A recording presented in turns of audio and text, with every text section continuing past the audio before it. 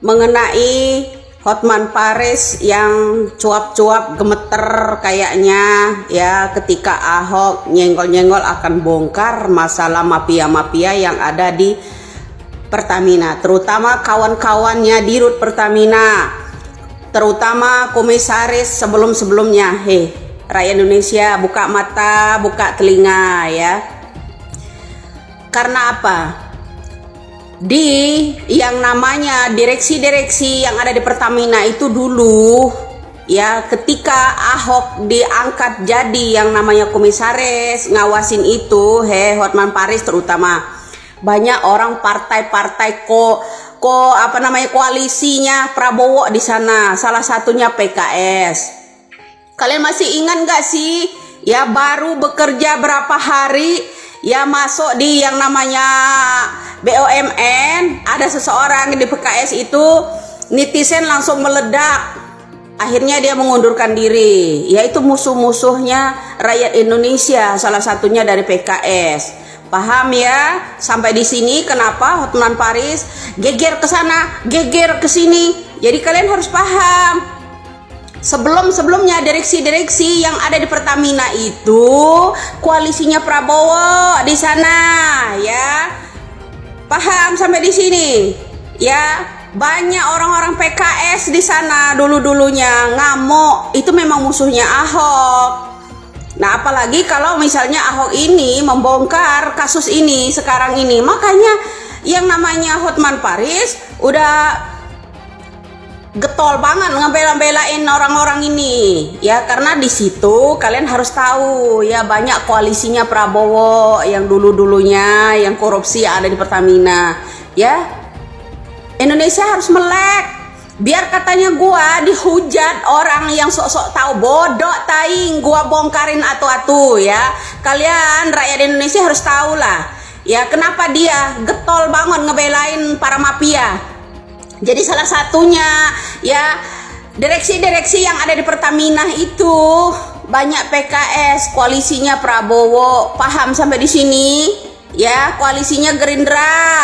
Paham, PKS itu dulu menguasai Pertamina itu, yang di dalam-dalamnya itu banyak. Harus tahu kalian. Kalian tahu kan, ada salah satu membeludak ya, netizen nggak setuju menjadi yang namanya dia ada di yang namanya BUMN sebelum Erik. Ya, kalian tahu di situ. Pahamlah sampai di sini.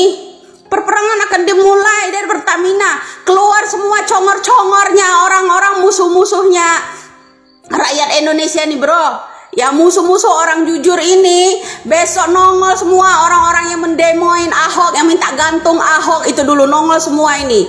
Bongkar aja Pak Ahok ya, nggak perlu takut. Ya, orang jujur itu banyak musuhnya loh. Ya, sebelum Ahok masuk di Pertamina, sebelum Erik diangkat jadi Menteri BUMN, kalian asal tahu isinya mayoritas koalisi dari Prabowo semua di situ. Paham sampai di sini? Ya. Halo Pak Prabowo, tidak mengurangi segala hormat saya kepada Bapak. Pripun Pak? Asu-asu tukang grogoti duit negara ratusan triliun ngono kae, sida digantung nopo mek di penjara. Alah tenan Pak lek mek di penjara percuma. Asu-asu ngono kae lek di penjara lho, padha turu ning hotel. Badukan penjara ngono ki ora doyan lho Pak. Pengen baduk ya karek dilipire ngono ki lho Pak. Sir apa-apa keturutan sembarang-barang teko. Wes, pengen turu penak, pengen dipijeti, alah micet. Wes, karek model piye, rego piro enek Pak. Ajal, kaya ngono, ora bakal kapok lek di penjara Pak, tenan. Gantung wis solusine Pak. Wes, tenan. Ora piye to besti. Erosi ku kadingur mari iki besti. Erosi sik ane iki, Duwe sak menembane kuwi lho, tukane beras. Awake dhewe lho bensasi besti oleh sak kental. Ajal ora dibadok kono dhewe. Tenan, tak dongakne mlebu neraka tukang korupsi ratusan triliun ngono iki. Bosok ra we. Salam wong bagus sak Tulungagung. Asledeo. Muah. Nenek cebong, nenek lampir, nenek spiral, nenek pansos ya, nenek kece badai ya, nenek peot yang waspadai seperti biasa, ngoceh-ngoceh, nyocot-nyocot. Omong-omong yang spiral-spiral, yang penyakitan sesak napas, jantungan, setep-setep, hati berdebar-debar setiap kali melihat diriku ini ya. Emang gua pikirin sorry ya, cloud. Lah kacamata aku 2.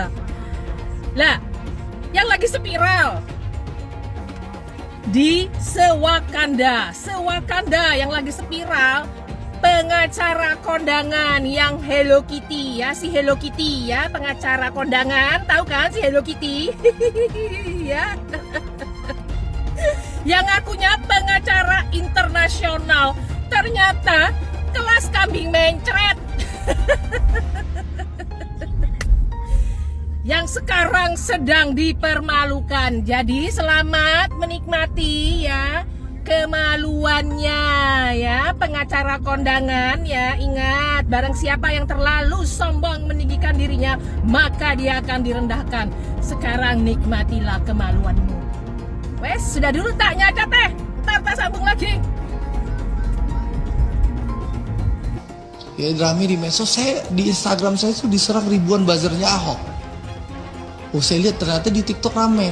Pernyataan saya tanggal 15 Februari yang minta Presiden Jokowi untuk mengganti Ahok. 15 Februari 2020. Ya, saya sebagai anggota DPR Komisi 6 minta Pak Ahok diganti karena membuat kegaduhan di Pertamina. 15 Februari 2020 saya bicara Ahok diganti. Itu Ahok itu baru 1 kali datang ke kilang Pertamina di Tuban, ya. Di Tuban waktu mendampingi Presiden Jokowi datang ke Pertamina. Belum pernah ke kilang-kilang lain. Dan 15 September 2020 itu ya, Ahok itu belum pernah ke unit hulu. Belum pernah kan? Ke unit hulu belum. Jadi dia hanya banyak omon-omon. Padahal Ahok itu menikmati loh penghasilan puluhan miliar jadi komut Pertamina. Apa tanggapan lu Hotman ribut soal Ahok? Oke, gua nggak mau masuk ke wilayah personal karena Hotman itu teman ngopi di Kopi Joni dan Ahok itu adalah politisi panutan gue. Susah nyari orang seperti itu di Indonesia. Jadi kedua-duanya ini gua sangat menghormati. Oke, kita masuk ke substansi. Ahok menantang membuka semua apabila dia dipanggil kejaksaan. Harusnya fokus lu itu ya ke kejaksaan. Lu push itu kejaksaan, bukan ke Ahok. Karena kalau lu sasar Ahok, logikanya lu pro sama perilaku korup. Atau jangan-jangan klien lu terganggu karena Ahok menantang itu. Sesimpel itu logikanya.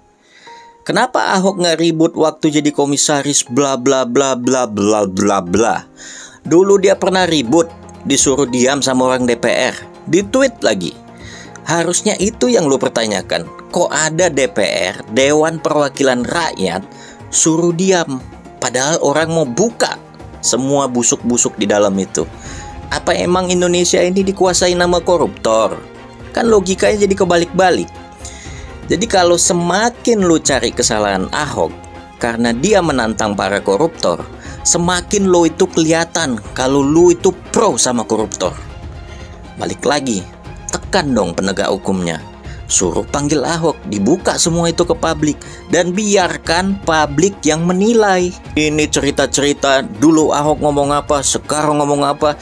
Dinamika itu bisa berubah, kejadian bisa berubah. Lo nggak tahu persis apa yang ada di dalam, apa yang dialami Ahok. Misalnya kalau dia ribut saat itu, fokus aja sama hari ini. Ditantang buka data, ya tekan penegak hukumnya supaya diproses. Sesimpel itu. Pertamina ngebantah kalau Pertamaxnya adalah oplosan dari Pertalit. Gini ya dek, lo gak usah rakyat Indonesia dengan bantahan itu. Kami rakyat Indonesia gak amat. Lagi pula orang kalau emang salah, ngaku aja, apa susahnya sih? Jangan malah ngeles mulu. Yang pertama, Kejagung udah mutusin ada tindak pidana korupsi dalam Pertamina dengan tuduhan ngoplos bensin Pertalit jadi Pertamax dari tahun 2018 sampai 2023. Kalau udah ada putusan dan bahkan pelakunya udah ketangkep juga, itu artinya udah ketahuan barang apa yang dikorupsi, duit hasil korupsinya, cara korupsinya, dan barang bukti korupsinya. Yang kedua, Kalau bukti dan temuan tipikor semuanya dibantah dan Pertamina bilang nggak ada oplos-oplosan, ngapain itu orang ditangkepin semua? Logikanya di mana? Kalau salah ngaku salah, apa susahnya sih? Minta maaf ke publik, terus langsung berbenah untuk bisa dapetin kepercayaan publik. Jangan malah ngeles mulu. Kita dipaksa bayar pajak PBB, dikasih sertifikat tanah ganda. Kita dipaksa bayar pajak, dikasih pejabat yang awur-awuran. Kita beli Pertamax biar subsidi dari negara lebih tepat sasaran, malah dikasih bensin oplosan. Entar. Apa lo? Atas kejahatan Pertamina, masyarakat wajib minta ganti rugi. Jaksa Agung telah merilis bahwa keuntungan pribadi mereka dari Direktur Pertamina dan para bajingan-bajingan itu sebesar 193 triliun dalam setahun. Sementara mereka melakukannya dalam jangka waktu 5 tahun. Kalau dijumlah, keuntungan mereka pribadi sebesar 965 triliun. Hampir mencapai 1/4 dari anggaran APBN 2025. Tahu nggak kalian? Gaji Direktur Pertamina yang bajingan itu, yang memperdaya masyarakat itu, gajinya 1,5 miliar. Apakah gaji sebesar itu belum cukup untuk mengenyangkan perutnya, untuk mengenyangkan perut keluarga-keluarganya itu? Oleh karena itu, masyarakat wajib menuntut. Yang pertama, hilangkan sistem barcode. Yang kedua, turunkan harga Pertamax dan Pertalite dalam dekade tertentu, dalam jangka waktu tertentu. Karena kalian telah memperdaya masyarakat, mengobjek masyarakat, merugikan masyarakat. Semoga Pak Prabowo sebagai Panglima tertinggi dan juga Bapak Kapolri dan Bapak Jaksa Agung segera menyelesaikan persoalan masyarakat ini. Hukum seberat-beratnya para bajingan-bajingan Pertamina itu, karena telah merugikan harkat dan martabat masyarakat Indonesia. Semoga video ini bermanfaat. Coba Anda bayangkan, sekiranya Kejaksaan Agung tidak bongkar kasus ini, maka akan berlanjut tindak pidana korupsi tersebut. Bayangkan berapa ratus triliun tiap tahun akan berlanjut. Ya, pertanyaannya adalah, Ahok tiba-tiba teriak, akan saya bongkar. Pertanyaannya, sekiranya Kejaksaan Agung tidak bongkar kasus itu, apakah Ahok akan diam selamanya? Itu dia pertanyaannya. Atau memang dia tidak punya data apa-apa, cuma mau pansos, tiba-tiba ikut nebeng populer, seolah-olah mau bongkar. Jadi sekiranya Kejaksaan Agung tidak bongkar, berarti kasus ini akan berlanjut terus. Tiap tahun ratusan triliun. Dan selama ini Ahok diam. Pak, dia dulu logikanya. Kalau you pakai logika, maka memang ada keanehan besar dalam sikap Ahok ini. Intinya dia bilang, saya akan bongkar. Wah, berarti dia tahu sesuatu. Kalau benar dia tahu sesuatu, dan kalau Kejaksaan Agung tidak membongkar, berarti korupsi akan berlangsung terus. Itu makanya saya mengatakan sangat di luar nalar kalau Ahok tiba-tiba mengatakan akan saya bongkar. Padahal itu tindak pidana korupsi terjadi pada periode dia dan tugasnya sebagai pengawas. Ya, di situ kata kunci akan saya bongkar. Oh, sekarang kalau Jaksa Agung tidak bongkar berarti akan berlanjut terus. Di mana tanggung jawabmu, Ahok? Saya sebagai pengacara 40 tahun nggak terima logikanya dikit pun. Biar para pendukung Ahok pakai otak, analisa dulu. Jangan pakai pantakmu kalau mikir. Lagi yang ini. Setidaknya kamu harus mengatakan minta maaf kepada publik. Karena pas dari Ini salah satu triknya pengacara. Yang penting minta maaf aja dulu. Kalau udah minta maaf, udah kelar ceritanya. Mau gimana pun ceritanya akan dianggap bersalah. Udahlah bang, Kalau yang bobrok kita harus jelasin sama masyarakat emang begitu adanya. Atau kalau emang lu gak mau ikut ribet, udah lu diem, selesai cerita. Tapi kalau emang lu pengen bersuara buat negara lo, buat merah putih, bukan buat siapapun yang ada di belakang lo, tapi buat masyarakat, lo harus bersuara yang tidak memihak kepada siapapun. Omongin bang yang bener, apa adanya. Kalau pemerintah sekarang mau membereskan soal Pertamina, membereskan soal pengadaan, taruh di katalog RKPP. Kalau Anda tidak kasih, semua orang akan curiga Anda sedang mau ganti pemain. Kalau ini berlalu seperti ini hanya ganti pemain, kita tahu dong. Mau kasus PT Timah, mau siapa, kalau masih sama kejadiannya, Anda ganti pemain. Makanya kenapa semua takut menjadi dirut? Kan itu yang maunya orang gitu loh. Pejabat Republik ini kalau mau beres, naikin gaji. Pembuktian terbalik. Kalau kekayaan kamu itu tidak bisa buktikan dengan pajak yang Anda bayar, sita buat negara. Terakhir Pak. Tapi butuh PP dong. Ya. Pertanyaan saya, berani nggak SBY dan Jokowi keluarkan PP-nya? Termasuk Pak Prabowo, keluarkan PP-nya aja. Supaya membandingkan, beres negeri ini kok. Pak, terakhir Pak. Korupsi beres. 1 berhasil, PIK 2 berhasil, tunggu tanahmu selanjutnya. Tunggu tanahmu selanjutnya menjadi korban. Tunggu tanahmu jadi korban selanjutnya. Mau? Tunggu saja. Tunggu tanggal main. Tunggu tanggal. Yang disebut PSN itu Jokowi. Saya sebut Jokowi bukan pemerintah ya. Jokowi waktu itu kebetulan sebagai presiden, sebagai penguasa, ya. Dia beri ke perusahaan Aguan karena Aguan menyelamatkan mukanya di IKN, ya.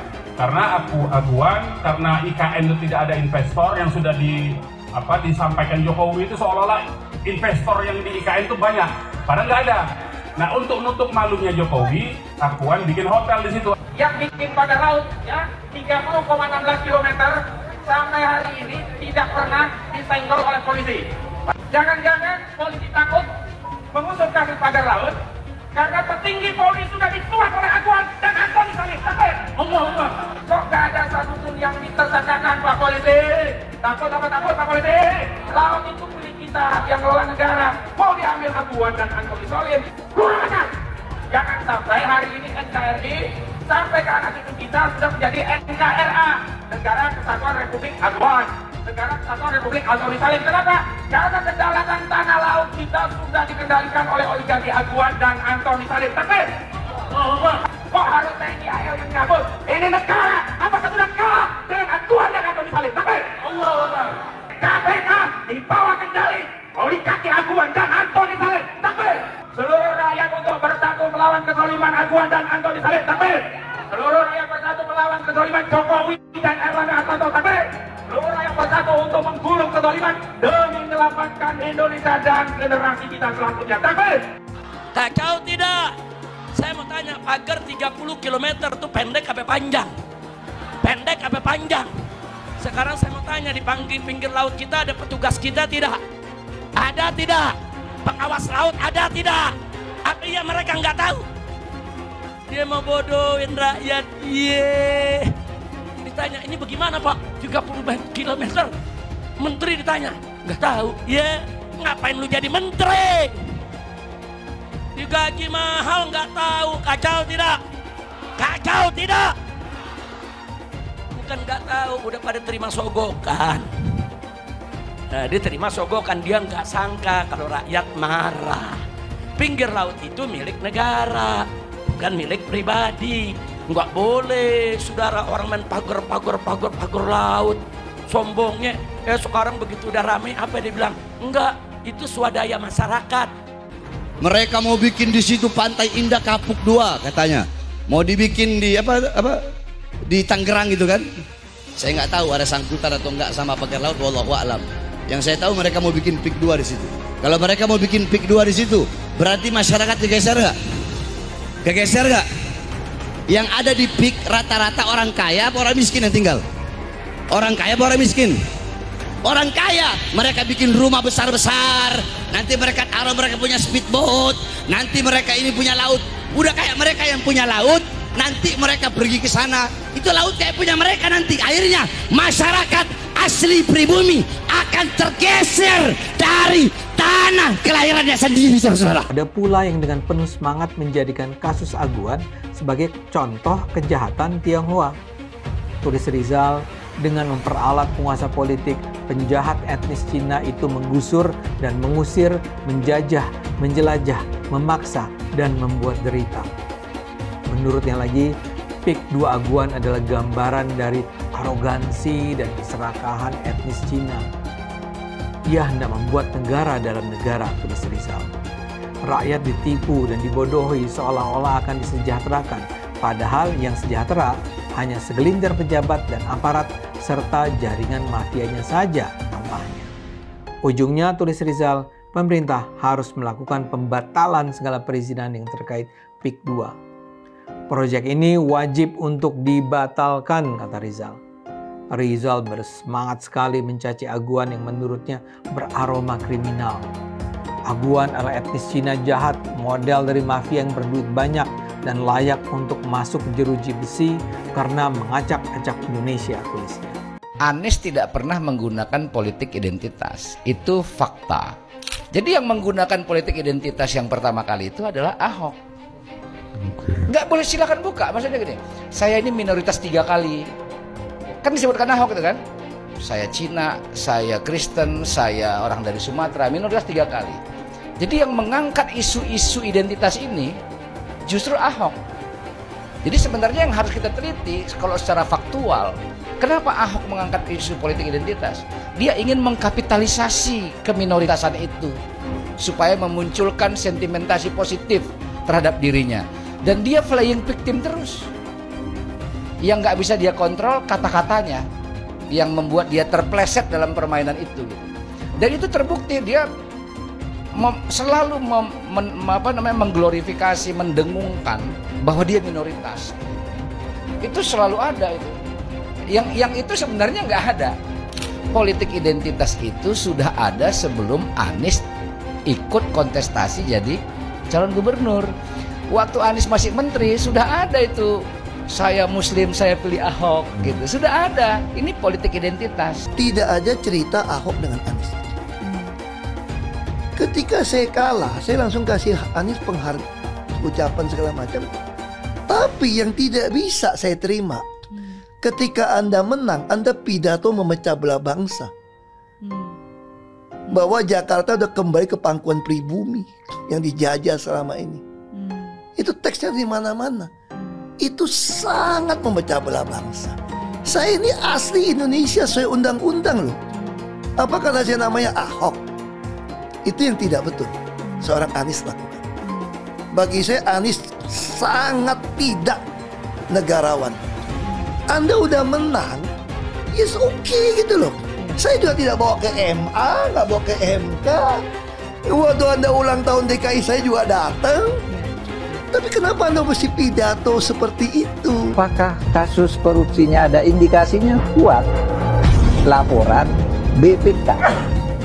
Laporan BPK itu menyimpulkan Formula E tidak boleh dibiayai oleh APBN maupun APBD. Firm itu ya? Firm, karena menurut undang-undang yang boleh dibiayai oleh APBN, APBD itu undang-undang olahraga tertentu yang disukai rakyat secara masif. Nah, lalu disebut yang masif itu apa? Sepak bola, voli, bulu tangkis, sirkuit itu tidak ada. Nah, lalu BPK minta ini supaya didalami, ada indikasi tidak benar. Nah, setiap ini mau didalami, ribut, katanya mau menjegal Anies gitu. Sehingga sekarang ya kalau pertimbangan politisnya begitu, saya bilang silakan aja KPK. Tapi kalau Anda tanya ke saya, bukan bahkan saya ya, KPK itu bukan bahan. Kalau Anda tanya ke saya, Anda pedulikan itu tegakkan. Yang tersangka setelah Pilpres ini namanya Anies Baswedan. Mas Anies. Mas Anies, masa sih angin kok sampai nggak punya KTP lo ya? Angin keluar, angin masuk, angin keluar, masuk angin dodo ya, angin puting beliung, wes angin-anginan itu kok semua bisanya nggak punya KTP itu lo ya? Angin dari Jakarta ke Lampung ke Sumatera ke Jawa itu ya, kok bisanya liar begitu? Sama seperti air hujan ya, air hujan itu yang banjir itu bukan banjir ya. Itu air parkir ya, air yang parkir Mas Anies, Mas Anies. Mau punya pemimpin yang seperti itu ya, mau punya pemimpin yang seperti itu, dikiranya rakyat ini bodoh semua kali ya. Air hujan jatuh ke bumi, nggak boleh masuk gorong-gorong. Yang banjir itu bukan banjir, itu parkir Mas Anies, Mas Anies. Mas Anies pernah jadi gubernur 5 tahun di DKI. DKI menerima indeks polusi tertinggi di dunia. Bagaimana dengan anggaran 80T, Pak Anies sebagai gubernur tidak dapat berbuat sesuatu yang berarti untuk mengurangi polusi.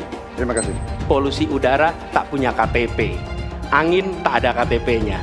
Angin itu bergerak dari sana sini. Ketika polutan yang muncul dari pembangkit listrik tenaga uap mengalir ke Jakarta, maka Jakarta punya indikator, karena itu Jakarta mengatakan ada polusi udara. Ya susah kalau kita menyalahkan angin dari mana saja ya. Kalau kita dengan gampang menyalahkan angin, hujan dan sebagainya, ya mungkin tidak perlu ada pemerintahan kalau begitu ya. Bapak Politik Identitas Indonesia Anies Baswedan, Bapak Intoleransi Indonesia Anies Baswedan, jangan lupakan, jangan terlena, jangan sampai dia pecahkan kita dengan dagangan ayat dan mayatnya. Air itu turun dari langit, turunnya ke atap rumah langsung sumur bor, bukan ke sungai dan ke laut. Syukuri kenapa kalah, kenapa ditahan. Saya bersyukur atas itu semua. Saya coba bayangkan ya, kalau seandainya waktu itu kita menang,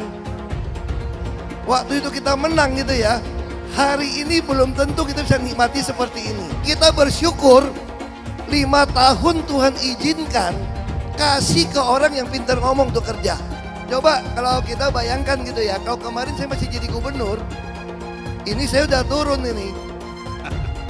Tapi yang pintar ngomong itu dikira orang hebat kan? Ini lebih berbahaya tahun 2024, langsung ketahuan karakternya. Langsung ketahuan itu.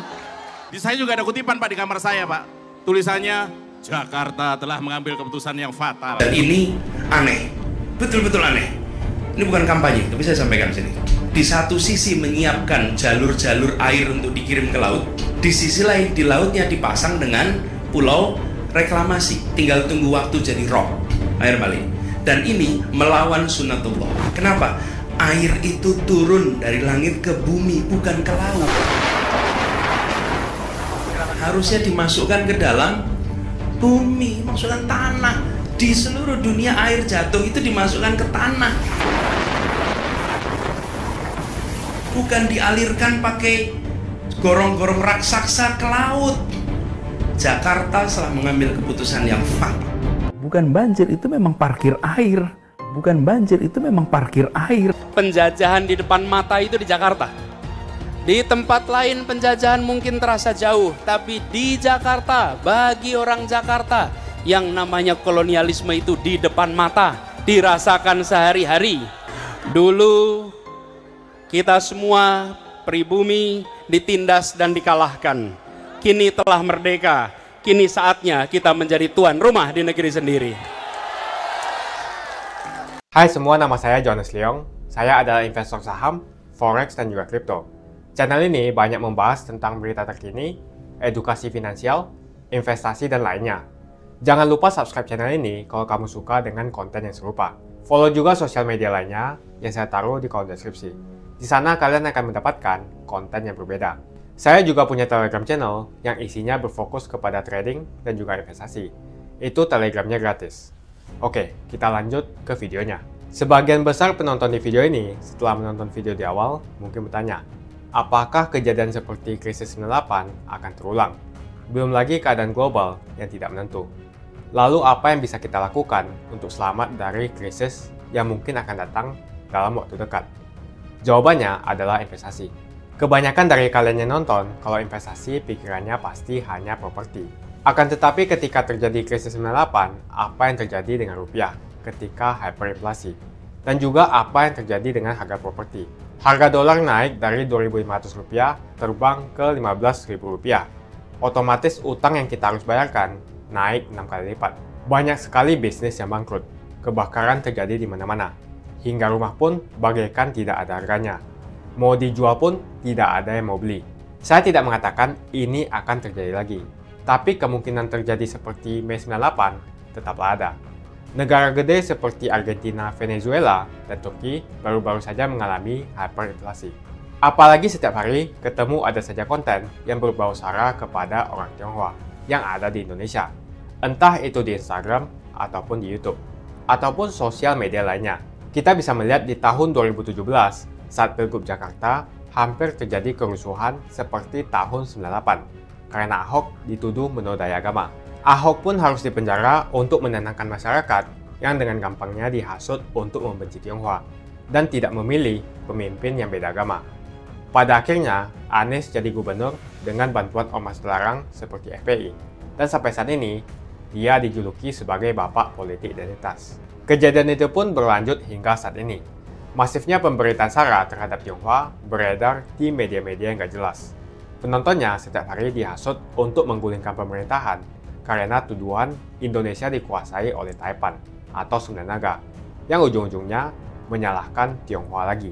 Kita bisa melihat kejadian di PIK 2, di mana ormas terlarang seperti FPI dan HTI terus menghasut masyarakat untuk membenci Tionghoa. Saya tidak bisa membayangkan jika kejadian seperti Mei 98 terulang kembali. Setiap musibah yang selalu disalahkan adalah keturunan Tionghoa. Setidaknya di video ini saya akan membagikan strategi saya yang udah saya terapin jika kejadian seperti tahun 98 terulang kembali. Tujuan dari strategi ini supaya kita setidaknya bisa selamat dari masalah finansial ketika musibah ini terjadi. Strateginya adalah investasi di aset yang berbeda-beda, bukan di satu jenis aset saja, misalnya hanya di properti. Kalian bisa mulai belajar berinvestasi di aset yang berbeda seperti Bitcoin, emas, dolar, bahkan saham global atau saham Amerika. Ini adalah cara yang bagus untuk mengurangi risiko tergantung kepada satu jenis aset. Bukan gak nasionalis kalau mau invest di aset-aset yang saya sebutkan tadi. Tapi memang peluang yang kita dapatkan dan potensinya memang jauh lebih bagus dibandingkan kita membeli properti, apalagi deposito. Pertama, jenis aset seperti emas. Setidaknya kita bisa terlindung dari efek hyperinflasi yang terjadi.